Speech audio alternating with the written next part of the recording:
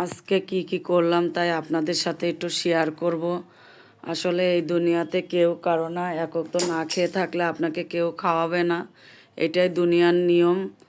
সবাই বলে ঠিকই পাশে আছি, পাশে থাকবো, আসলে কেউই পাশে থাকে না। এটাই দুনিয়ার নিয়ম। নিজের রিজিক, নিজের সব কিছু, নিজের কাজকাম নিজেকেই করতে হয়।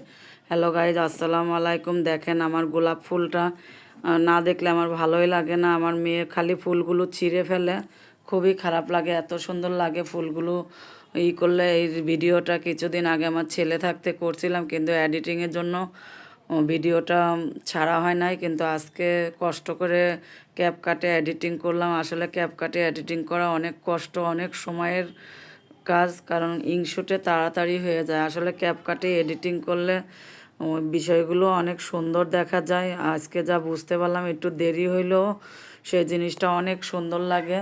কারণ আসলে একটা বিষয় কি, যে জিনিসে টাকা বেশি সেই জিনিস সুন্দর বেশি, এবং যেই জিনিসে গুড় বেশি সেই জিনিসটা খেতেও মিষ্টি বেশি। এইটাই পৃথিবীর নিয়ম।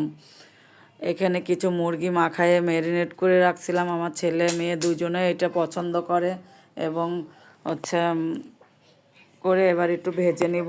ভেজে নিয়ে আমরা মেয়ে ছেলে তিনজনেই মিলে এটা পরিবেশন করব। যাই হোক, পরিবেশনটা দিতে পারলাম না, ভিডিও করতে খেয়াল ছিল না। এদিকে কিছু পিঠা ভেজে নিলাম।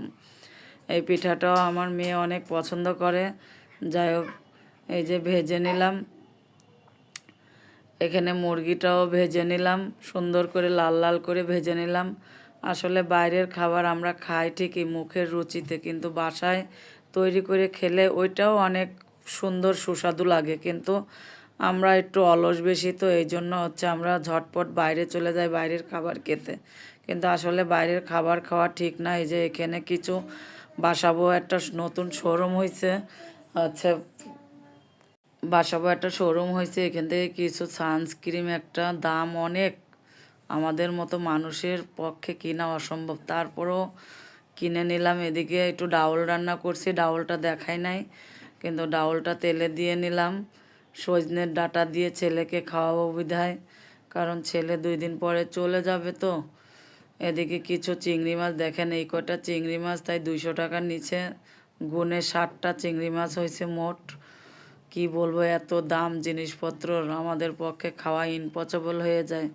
বড় লোকদের জন্য সমস্যা হয় না, কিন্তু আমরা সাধারণ মানুষ এইসব জিনিস খাওয়া মানে আমাদের পক্ষে খুবই কষ্টকর। যাই হোক, এদিকে মাছটা একটু পেঁয়াজটা নাড়াচাড়া দিয়ে একটু মাছটা মশলাটা দিয়ে সুন্দর করে নেড়ে চেড়ে একটু ভুনা করে নিলাম। তারপরে হচ্ছে চিংড়ি মাছটা দিয়ে দিলাম, দিয়ে এবার আবারও একটু নাড়াচাড়া দিয়ে নিলাম। আমি চিংড়ি মাছটা এভাবেই ভুনা করি। সবাই আমার জন্য একটু দোয়া করবেন। আমি জানি না, আমার সে আগের সমস্যাটা আবারও দেখা দিচ্ছে। রমজানের 20 দিন আমি একটু ভালো ছিলাম, গলাটা অনেক ব্যথা করে। সবাই আমার জন্য দোয়া করবেন। ভিডিওটা আজকে এই পর্যন্তই শেষ। সবাই আমার ভিডিওটা শেয়ার, লাইক, কমেন্ট করে আমার পাশে থাকবেন। আল্লাহ হাফেজ।